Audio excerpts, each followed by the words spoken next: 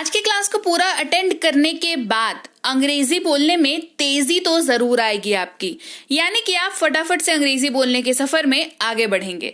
Class को शुरू करते हैं। आप देख रहे हैं संरीति इंग्लिश एकेडमी। मैं हूं प्रीति मैम। सब्सक्राइब करके बेल नोटिफिकेशन ऑन कर दीजिएगा ताकि आगे के आने वाली क्लासेस के नोटिफिकेशंस आपको मिलती रहें और आप क्लासेस को अटेंड कर पाएं।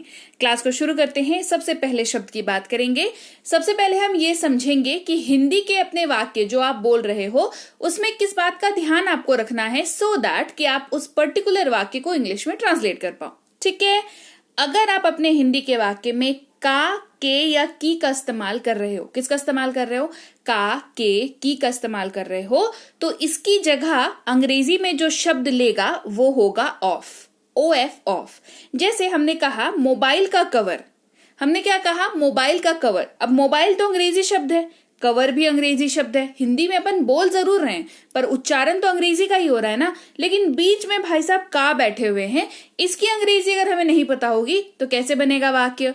तो इसकी अंग्रेजी होती है ऑफ। आप कहेंगे cover of mobile, cover of mobile. फिर हमारे पास है शब्द और, जो हम हिंदी बोलते वक्त यूज करते हैं। और आपने ध्यान दिया होगा कि और का इस्तेमाल हम कभी भी दो शब्दों या दो वाक्यों को जोड़ने के लिए करते हैं।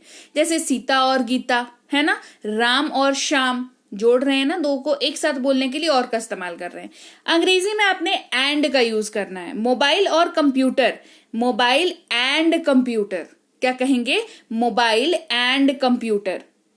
फिर अगर आप अपने वाक्य में एक इस्तेमाल कर रहे हो, क्या बोल रहे हो कि एक कप कॉफी दो, एक कप चाय दो, मुझे एक कलम दो, एक का इस्तेमाल अगर आप कर रहे हो तो मैं आपको दो चॉइसेस देती हूं। एक चॉइस है कि या तो आप अ का इस्तेमाल करो या तो आप वन का इस्तेमाल करो, ये दूसरी चॉइस है। दोनों में से कोई भी आप इस्तेमाल कर सकते हो। जैसे एक कप कॉफी का कहेंगे अ कप ऑफ कॉफी, क्या कहेंगे, अ कप ऑफ कॉफी। तो एक कप कॉफी का ट्रांसलेट हो गया किसमें, अ कप ऑफ कॉफी। वहीं पर एक कप कॉफी को आप वन कप ऑफ कॉफी भी ट्रांसलेट कर सकते हो। तो ट्रांसलेशन दोनों का सेम है। चॉइस आपकी है, आप अ यूज करना चाहते हैं या वन यूज करना चाहते हैं। दोनों में डिफरेंस कुछ खास है नहीं, बस एक नंबर को डिनोट करता है और एक अल्फाबेट है, वो भी क्वांटिटी को ही डिनोट करता है। ठीक है, चलो आगे बढ़ते हैं। अगर आप अपने वाक्य में तक शब्द का इस्तेमाल कर रहे हो, किसका इस्तेमाल कर रहे हो, तक शब्द का इस्तेमाल कर रहे हो, तो या तो आप टिल वर्ड का यूज करेंगे या तो आप अप टू वर्ड का यूज करेंगे। ठीक है।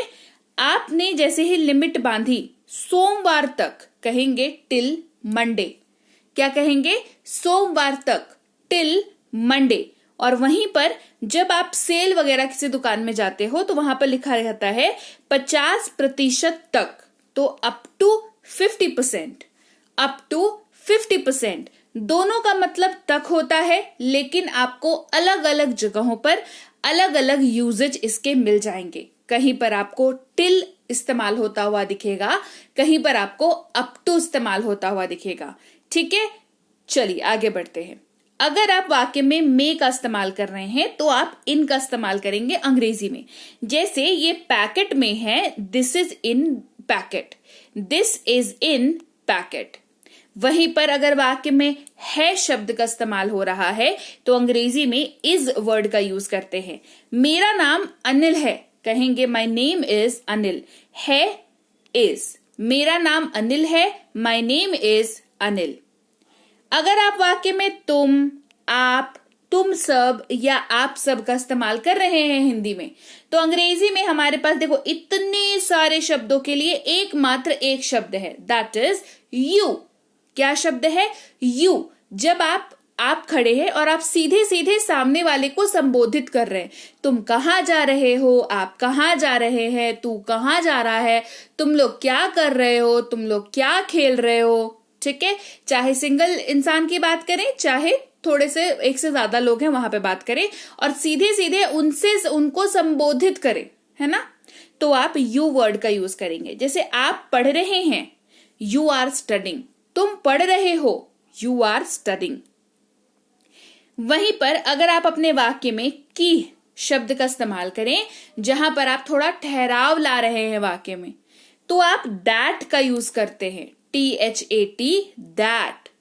मैं ये कहना चाहता हूं कि I want to say that, हम यहाँ पर रुकते हैं, उसके बाद आगे बात करते हैं, है ना, कि मैं ये कहना चाहता हूं कि मुझे उसका काम पसंद है। I want to say that I like his work। ठीक है, तो पॉज लेने के लिए इंग्लिश में that का यूज करते हैं। वहीं पर ताकि अगर आप यूज कर रहे हैं तो so that का यूज करते हैं।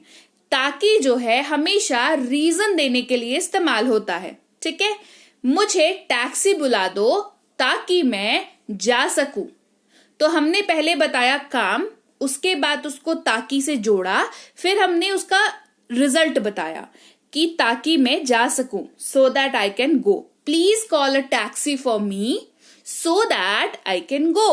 तो आपने काम क्या दिया, टैक्सी बुलाने का, कॉल अ टैक्सी, है ना। क्यों बुलाना, क्यों चाहिए टैक्सी, ताकि आप जा सके, so that I can go. Clear. वहीं पर अगर आप हिंदी में यह शब्द का इस्तेमाल कर रहे हैं, किसका, यह, तो अंग्रेजी में कुल 2 शब्द आपको ऐसे मिलेंगे जो यह की जगह पर इस्तेमाल होंगे। एक मिलेगा इट, दूसरा मिलेगा दिस। दोनों के ही इस्तेमाल बताऊंगी। सबसे पहले अगर आप किसी नॉन लिविंग थिंग यानी कि निर्जीव वस्तु, जानवर या न्यूटर जेंडर क्या होता है, ऐसा जिसके आप जेंडर डिसाइड नहीं कर पाओ, जिसको मेल या फीमेल में बांट नहीं पाओ, ठीक है, वहां पर इट का इस्तेमाल करते हैं। जैसे ये मेरी कलम है, इट इज माई पेन। अब बताओ पेन जो है वो क्या है, मैस्कुलिन है या फेमिन है, नहीं पता ना हमें, तो ये न्यूटर जेंडर हो गया। प्लस ये नॉन लिविंग थिंग भी तो, पेन के हाथ पांव थोड़ी होते हैं, सांस थोड़ी लेता है पेन, तो ये नॉन लिविंग थिंग भी हो गया। तो यहां पर इट का इस्तेमाल हुआ, इट इज माई पेन हो गया। वहीं पर दिस का इस्तेमाल आप मेल फीमेल और न्यूटर जेंडर अगेन इसके लिए भी कर सकते हो। जैसे छोटा बच्चा होता है ना, उसका जेंडर जो है मतलब कुछ एक सर्टेन पीरियड तक, ऐसे हम लोग तो बोलचाल में बोल देते हैं बट वो जो है नहीं डिसाइड हो पाता। ठीक है, यह रोहन है, दिस इज रोहन, यह रोहन है, इट इज रोहन नहीं इस्तेमाल होगा, समझे, इट इज रोहन नहीं इस्तेमाल होगा, दिस इज रोहन इस्तेमाल होगा। वहीं पर वह एक ऐसा शब्द है जिसके लिए भी अंग्रेजी में अपने पास 2 शब्द हैं, एक है ही, दूसरा है दैट। दैट का भी इस्तेमाल आपने देखा हिंदी में 2 तरीके से होता है। एक जहां पर हमने इसका इस्तेमाल पॉज लेने के लिए किया है ना, ठहराव लाने के लिए किया, वहीं पर इसका इस्तेमाल वह के तौर पर हो रहा है। वह राहुल है, ही इज राहुल। वह मेरा बैग है, दैट इज माई बैग। तो कैसे पहचानेंगे, दैट का इस्तेमाल निर्जीव वस्तु को संबोधित करने के लिए होता है। वाक्य में अगर आप था, थे, थी का इस्तेमाल कर रहे हैं, मैं जा रहा था, वो आ रही थी, हम लोग खेल रहे थे, ऐसा इस्तेमाल कर रहे हैं, तो समझ लीजिए अंग्रेजी में या तो आप वॉज का यूज आपको करना पड़ेगा या तो वर का यूज करना पड़ेगा। इसको वेयर नहीं पढ़ते हैं, वर पढ़ते हैं। ठीक है, क्या डिफरेंस है फिर 2 शब्द क्यों है एक ही मीनिंग के लिए, बताती हूं। वॉज जो है वो इन्हीं शब्दों के साथ इस्तेमाल होता है, आई, ही, शी, इट या किसी भी नाम के साथ। जैसे वाक्य कैसा बनेगा, I was, she was, he was, it was, या कोई नाम ले लेते हैं चलिए रोहन, तो रोहन वॉज, ऐसे वाक्य बनेगा। ठीक है, वह जा रहा था, ही वॉज गोइंग। वहीं पर अगर वाक्य में यू, वी, दे का इस्तेमाल हो रहा हो तो ये वर इस्तेमाल हो जाएगा, यू वर, वी वर, दे वर, ऐसे इस्तेमाल होगा। जैसे वे जा रहे थे, दे वर गोइंग, वे जा रहे थे, दे वर गोइंग। क्लियर, आगे बढ़ते हैं। लिए शब्द का इस्तेमाल हो रहा है अगर, तो फॉर का इस्तेमाल होगा। जैसे ये मेरे लिए है, दिस इज फॉर मी। पर शब्द का इस्तेमाल कर रहे हैं तो ऑन का इस्तेमाल करेंगे। पुस्तक मेज पर है, book is on the table. केवल इस्तेमाल करेंगे शब्द ओनली का, केवल वही कर सकता है, ओनली ही कैन डू। सदा, हमेशा इस्तेमाल होगा ऑलवेज का, वह हमेशा पढ़ाई करता है, ही ऑलवेज स्टडीज, ही ऑलवेज स्टडीज। साथ इस्तेमाल करेंगे शब्द विथ का, जब किसी चीज को इंक्लूड करना हो आपको अपने साथ, है ना, मेरे साथ आओ, कम विथ मी। तो अब आप कहीं जा रहे थे, मान लो आपसे किसी ने कहा कि मुझे भी चलना है, तो आप कहते हैं ना कि अच्छा मेरे साथ आओ, तो आपके साथ हो लिया, आपके साथ वो इंक्लूड हो गया, तो इसी वजह से विथ का इस्तेमाल किया, कम विथ मी। उसका, उसकी, उसके अगर आप हिंदी के वाक्य में इस्तेमाल कर रहे हैं तो अंग्रेजी में 2 शब्द मिलेंगे। एक या तो हिज का इस्तेमाल होगा या तो हर इस्तेमाल होगा। बताती हूं दोनों ही। हिज का इस्तेमाल आप तब करेंगे जब जो वाक्य आप कह रहे हैं वो किसी पुरुष के लिए कह रहे हैं। उसका मोबाइल नया है, हिज मोबाइल इज न्यू। हर का इस्तेमाल आप तब करेंगे जब वाक्य जो आप कह रहे हैं वो किसी फीमेल यानी कि महिला के लिए इस्तेमाल कर रहे हैं। उसकी स्कूटी पुरानी है, हर स्कूटी इज ओल्ड। बाद इस्तेमाल करेंगे शब्द आफ्टर का। लंच के बाद मैं जाऊंगा, after lunch I will go. एक इंसिडेंस होने के बाद अगर आप किसी और इंसिडेंस के बारे में बात करते हैं तो आफ्टर का, और वो दोनों संबंधित है, आफ्टर का इस्तेमाल वहां पर होता है। होना, हो, बनना या बन जाना इस्तेमाल करते हैं शब्द बी का। ये कुछ भी हो सकता है, it can be anything, it can be anything. से इस्तेमाल करते हैं फ्रॉम का। इसे यहां से लो, टेक इट फ्रॉम हियर। या इस्तेमाल करेंगे और का जब 2 चॉइसेस हो और दोनों में से मिलने वाली एक ही कोई चीज हो, उन दोनों को जोड़ने के लिए और का इस्तेमाल करते हैं। चाय या कॉफी, टी और कॉफी। द्वारा इस्तेमाल करते हैं थ्रू शब्द का। वह पुल द्वारा चला गया, he went through the bridge. लेकिन, परंतु, मगर, किंतु इन सब के जगह पर बट का इस्तेमाल होता है इंग्लिश में। लेकिन यह मेरा बैग है, but this is my bag. जहां पर आप अड़ंगा लगाते हैं, जहां पर आप कंडीशन लगाते हैं, जहां पर आप अपनी आवाज उठाते हैं, वहां पर बट का इस्तेमाल करते हैं। वह इंग्लिश में 2 शब्द इस्तेमाल होगा, ही और शी। ही का इस्तेमाल तब करेंगे जब किसी पुरुष की बात हो। वह रोहन है, ही इज रोहन। शी का इस्तेमाल तब करेंगे जब महिला की बात हो। वह रीता है, शी इज रीता। वे लोग, वे सब इस्तेमाल करते हैं शब्द दे का। वे जा रहे हैं, दे आर गोइंग। ये इस्तेमाल होता है एक से ज्यादा लोगों को संबोधित करने के लिए और वो आपसे थोड़ी सी डिस्टेंस पे होते हैं, तब दे का इस्तेमाल करते हैं। ठीक है, आगे बात समझ में। खाना इस्तेमाल करते हैं टू ईट या फूड, इन दोनों की जगह पर। मैं खा रहा हूं, आई एम ईटिंग, ये एक्शन दिखा रहा है ना, खाने का, टू ईट। मेरा खाना कहाँ है, वेयर इज माई फूड, यहां पर फूड की जैसे इसका इस्तेमाल हुआ। जब, कब, किस समय इस्तेमाल करते हैं शब्द व्हेन का। तुम कब जाओगे, व्हेन विल यू गो। जब मैं बच्चा था, when I was a kid. देखो, सवाल पूछने के लिए भी इस्तेमाल हो गया और सेंटेंस में भी इस्तेमाल हो गया। नहीं इस्तेमाल करते हैं नो या नॉट का। ये जवाब देने के लिए मोस्टली इस्तेमाल करते हैं। क्या आपके पास पैसे हैं, do you have money, answer is no. मेरे पास पैसे नहीं है, I do not have money. पूरा सेंटेंस बोलना है तो ऐसे बोलेंगे। क्या इस्तेमाल करते हैं वॉट का। तुम्हारा नाम क्या है, वॉट इज योर नेम। सब, सभी या समस्त, ऑल का इस्तेमाल करते हैं। सब ठीक है। बढ़ते हैं आगे।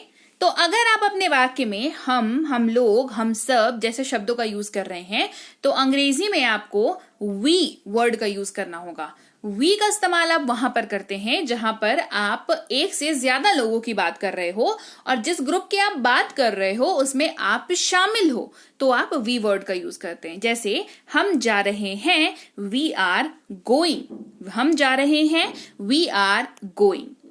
तुम्हारा, तुम्हारी, आपका, आपकी, इन सब की जगह पर आप यूज करते हैं या तो योर का या तो योर्स का। अब आपको समझना होगा कि इन सब के जगह पर 1-2 शब्द हमारे पास क्यों है। तो योर जो है वो नॉर्मल सेंटेंसेस में यूज होता है। जैसे ये आपकी किताब है, इट इज योर बुक। ये आपकी किताब है, इट इज योर बुक। लेकिन वहीं पर अगर वाक्य किसी मालिकाना हक के बारे में बात करता है, किसी मालिकाना हक को दर्शाता है, तो आप योर्स वर्ड का यूज करते हैं। दूसरी एक बात जो आपको आसान होगी इसको यूज करने में, वो ये है कि योर्स एज अ वर्ड जो है वो हमेशा वाक्य के एंड में यूज होता है, वाक्य के एंड में आता है। ये बात का आपको खासा ख्याल रखना पड़ेगा। ठीक है, तो चलिए, ये थी आज की क्लास जहां पर हमने सीखे कुछ ऐसे शब्द जो आपको फटाफट अंग्रेजी बुलवाने में हेल्प करेंगे। क्लास कैसी लगी कमेंट करके मुझे जरूर बताना। क्लास अच्छी लगी है क्लास को लाइक और शेयर कर देना।